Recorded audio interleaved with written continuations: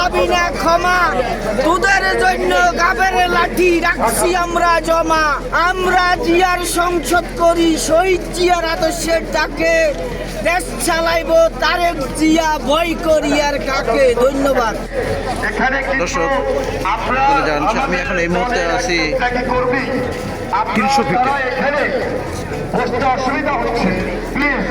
বিএনপির ভারপ্রাপ্ত চেয়ারম্যান তারেক রহমানের আগমন এবং স্বদেশ প্রত্যাবর্তনকে উপলক্ষ করে জনসমুদ্রে পরিণত হয়েছে এই 300 ফিট। বিএনপির নেতাকর্মীরা গতকাল থেকে আসতে শুরু করেছে এই 300 ফিটে।